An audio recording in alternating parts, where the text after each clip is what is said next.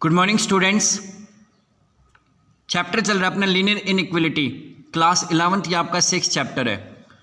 Previous video में हमने देखा किस तरीके से इनइक्वलिटी को सॉल्व करते हैं, इक्वेशन और इनइक्वेशन में फ़र्क क्या होता है, ग्रेटर और लेस में क्या फ़र्क होता है, और कुछ क्वेश्चंस किए थे। इसके बाद हमने एक नंबर लाइंस पढ़ी थी कि किस तरीके से इनइक्वलिटी को नंबर लाइंस पे रिप्रेजेंट करते हैं। आज की वीडियो के अंदर क्या है, इन इक्वेशन के ग्राफ्स कैसे बनते हैं, और वो भी एक वेरिएबल्स के। जब तक हमें एक वेरिएबल्स का ग्राफ बनाना नहीं आएगा तो हम दो वेरिएबल्स के ग्राफ नहीं समझ सकते। तो आइए आज की वीडियो के अंदर हम सिर्फ वन वेरिएबल्स के ग्राफ सीखते हैं। क्लियर है? आप लोगों ने इक्वेशन के ग्राफ 10th क्लास में बनाए थे, चैप्टर नंबर 3 पढ़ा होगा, उसमें आपने इक्वेशन के ग्राफ बनाए थे। इन इक्वेशन के ग्राफ और इक्वेशन के ग्राफ में फ़र्क क्या होता है समझते हैं। सबसे पहले वन वेरिएबल्स का मतलब क्या है। कोई भी स्टेटमेंट अगर इस तरीके की होती है, ये वाला मेथड या ये वाला, तो उसे हम वन वेरिएबल्स की इनइक्वेशन कहते हैं। वन वेरिएबल्स का मतलब होता है एक वेरिएबल्स जिसको हम वेरी कर सकें। लाइक एक्स की वैल्यू ए से छोटी, एक्स इज लेस देन ए, यहाँ लेस के साथ इक्वल लगा हुआ है, यहाँ ग्रेटर लगा हुआ है, और यहाँ ग्रेटर के साथ इक्वल लगा हुआ है। ये जितने भी हमने इनइक्वेशन लिखे ये सारी एक वेरिएबल्स की है, वो भी एक्स वेरिएबल। ये जो ए है ये कोई भी नंबर हो सकता है, कोई इंटीजर नंबर हो सकता है, कोई रियल नंबर भी हो सकता है। यहाँ पे देखिए y less than B, less के साथ इक्वल लगा हुआ है, ग्रेटर लगा हुआ है, और ग्रेटर के साथ इक्वल लगा हुआ है। ये जितने भी मैंने इन इक्वेशन को लिखा है ये सारे के सारे इन इक्वेशन भी वन वेरिएबल्स की है। कौन सा वन वेरिएबल है?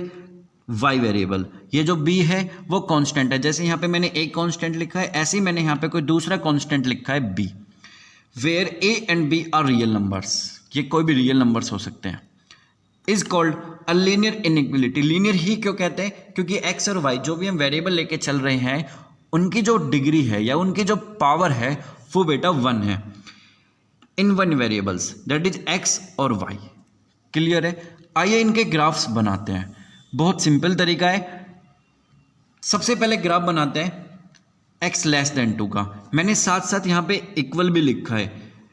इस दोनों क्वेश्चन में एक में लेस लिखा हुआ है और एक में लेस के साथ इक्वल लिखा हुआ है। तो आइए ग्राफिंग में फ़र्क क्या होता है।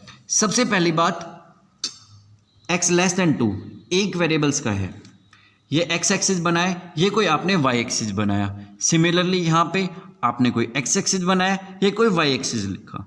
कुछ नंबर्स लिखे, लिमिटेड नंबर लिखे, क्योंकि हमें सिर्फ 2 तक रहना है। 1 2 3 हेयर 1 2 3 -1 -2 -3, क्योंकि ये माइनस x एक्सिस है, और ये वाला लिखा 1 2 3।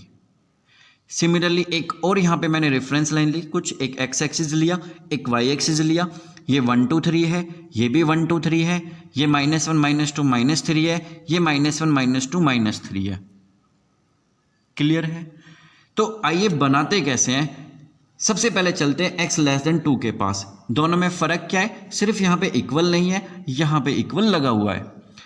जब भी हमें कोई ग्राफ बनाना होगा x एक्सिस के ऊपर, तो हम हमेशा x के ऊपर परपेंडिकुलर बना के चलेंगे। मींस इस तरीके से हम लाइन बनाएंगे, चाहे वो लेस हो चाहे वो ग्रेटर हो।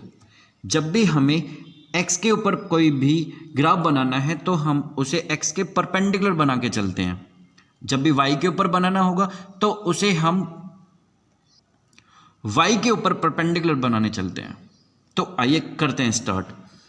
ये x लेस देन 2 लिखा हुआ है। सबसे पहले जब भी कोई इन इक्वेशन को ग्राफ पे बनाना होगा तो आपको एक कोरस्पॉन्डिंग इक्वेशन लिखनी होती है। कोरस्पॉन्डिंग इक्वेशन क्या होती है कि जो ग्रेटर और लेस का साइन लगा हुआ है आप उसको हटा दीजिए, सिर्फ ग्राफ बनाने के लिए। जब हम इसकी कुछ शेडिंग करेंगे तो हम इक्वेशन वापस से यही लिखेंगे। अभी फिलहाल मैंने इसकी जब कोरस्पॉन्डिंग इक्वेशन लिखी तो x इज इक्वल टू 2 लिखा। इट मीन्स मैं एक डॉटेड लाइन ड्रॉ करता हूँ। कहाँ पे? 2 के ऊपर।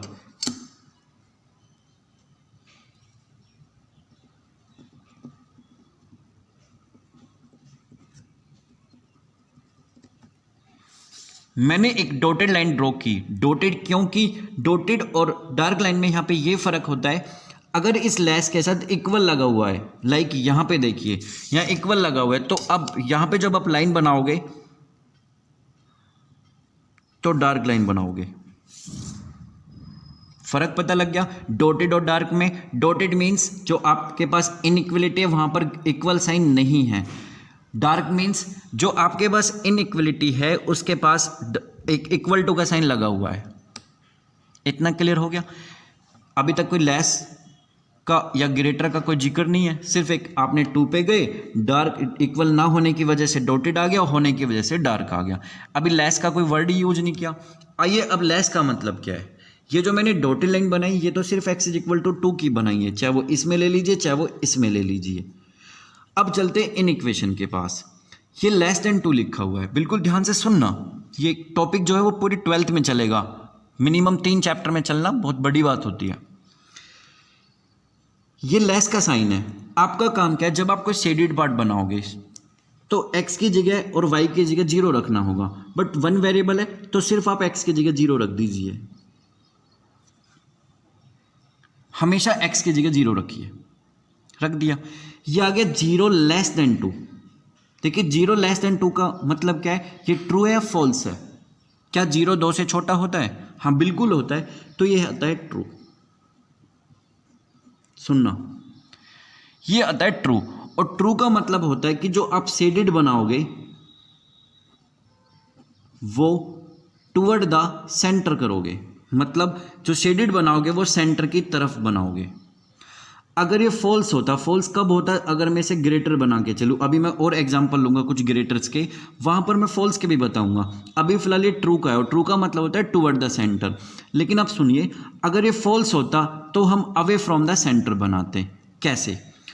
अभी फिलहाल ये ट्रू है, ट्रू का मतलब होता है टुवर्ड द सेंटर।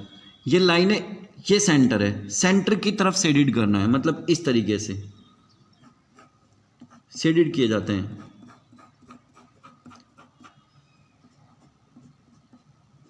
इसे टच करके बिल्कुल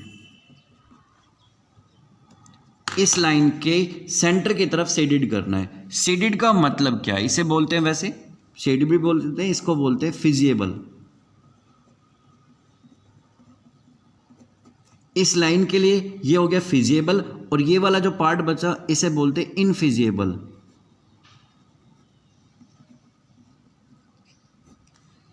क्लियर है? लाइन के जो लेफ्ट वाला पार्ट था वो फिजिएबल है, जो शेडेड पार्ट है उसे फिजिएबल कहते हैं, जो विदाउट शेडेड है मतलब जो अनशेडेड पार्ट है उसे इनफिजिएबल कहते हैं। अब इसका मतलब क्या है, फिजिएबल या शेडेड का मतलब क्या है? इसका मतलब यह है कि इस लाइन के जितनी भी इधर की वैल्यू है, मीन्स जो लेफ्ट वैल्यू है, आप यहाँ पे रख के देखोगे तो वो हमेशा इस रिलेशन को सेटिस्फाई करेगा। लाइक इसके इधर कोई भी वैल्यू उठाई 1, आपने x की जगह 1 रखा, 1 लेस देन 2, बिल्कुल ट्रू है। आप कोई भी पॉइंट इधर का उठाओगे तो ये हमेशा ट्रू आएगा, मीन्स हर एक पॉइंट इस रिलेशन को सेटिस्फाई करेगा।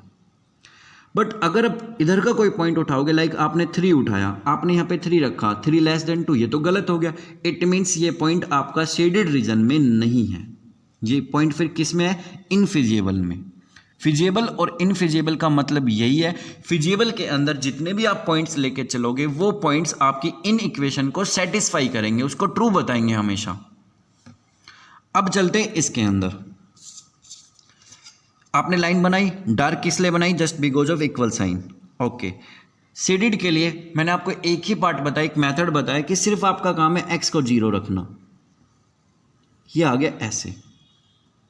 क्लियर है? ये ट्रू है फॉल्स है? बिल्कुल ट्रू है, 0 2 से छोटा होता है, और छोटे का मतलब होता है toward the centre. It means true का मतलब होता है टुवर्ड द सेंटर। यहाँ सेंटर है, ये लाइन है, तो इसका भी जो शेडेड पार्ट होगा वो किधर की तरफ होगा? इधर की तरफ, इधर की तरफ। तो मैं बार बार ऐसी चीज ना करते हुए एरो बना देता हूँ, इसका मतलब होता है इधर की तरफ। ये सारा शेडेड पार्ट है जितना भी है, समझ गए? यहां तक, ऊपर भी हो सकता है लाइन, तो ये तो बहुत आगे जा रही है ऐसे, बिल्कुल लास्ट तक। ये वही चीज फिजिएबल, शेडेड पार्ट के अंदर सारी वैल्यू फिजिएबल है, हर एक वैल्यू को इस रिलेशन में डालोगे तो सेटिस्फाई करेगी। सेटिस्फाई का मतलब है ट्रू बताएगी, अगर आप इधर की कोई वैल्यू डालोगे तो फॉल्स बताएगी। आइए इसके अलावा क्वेश्चन करते हैं। यह है y लेस देन 1 और y के साथ लेस देन और इक्वल भी लगा हुआ है। वो x वेरिएबल का था, ये y वेरिएबल का है। एक्स वेरिएबल का मतलब है एक्स पे परपेंडिकुलर, वाई वेरिएबल का वाई पे परपेंडिकुलर। ये वाई एक्सिस पे जब इसके परपेंडिकुलर तो ऐसे बनाओगे ना। आइए करते कैसे। वाई की वैल्यू पहले कोरिस्पोंडिंग लिखते हैं 1। क्लियर है? 1 है यहां पे, इट मीन्स एक लाइन बनाते हैं ऐसे। सिमिलरली ये भी ऐसी है, ये भी 1 है, इसको भी ऐसे बनाते हैं। फर्क क्या है, इसमें जो मैं लाइन बनाऊंगा वो डॉटेड बनाऊंगा, लेकिन इसमें मैं जो लाइन बनाऊंगा वो डार्क बनाऊंगा, क्योंकि यहां पे इक्वल लगा हुआ है। ध्यान से देखिए, इसमें मैंने डॉटेड लाइन बनाई, इसमें मैंने डार्क बनाई। डॉटेड क्यों बनाई? इसका कारण है इसमें इक्वल नहीं लग रहा है। डार्क क्यों बनाई? क्योंकि इसमें इक्वल लगा हुआ है। यहां तक करने के बाद शेडेड के पास चलते हैं। शेडेड क्या कहती है कि y की जगह पे 0 रखिए। अगर मैं यहां पे 0 रखता हूं तो ये रिलेशन ऐसे आता है, बिल्कुल आता है। 0 1 से छोटा होता है। जो ट्रू और फॉल्स, बिल्कुल सही है। अगर ये ट्रू है तो आप जो शेडेड बनाओगे वो कहां की तरफ बनाओगे? टूवर्ड द सेंटर, मतलब सेंटर की तरफ बनाओगे। ये आपकी कोई लाइन थी जो भी डॉटेड है, सेंटर नीचे, तो रीजन कहां बना? सेंटर की तरफ, तो रीजन इसका बना नीचे की तरफ।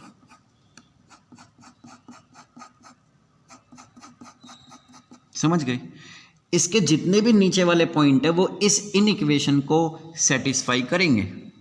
अब चलते हैं इसके पास।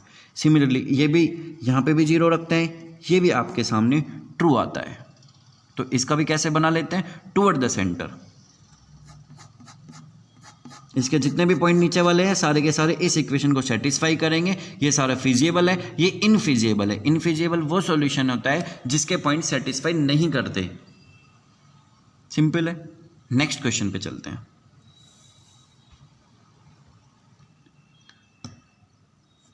x greater then -2, y greater than -3। आइए सबसे पहले -2, x की वैल्यू -2 है यहां पे, और y की वैल्यू ग्रेटर देन -3 कहां पे? यहां पे। पहले इनकी इक्वल टू को लगाया जाता है, इनकी कोरेस्पोंडिंग इसलिए लिखी जाती है सिर्फ लाइन को बनाने के लिए।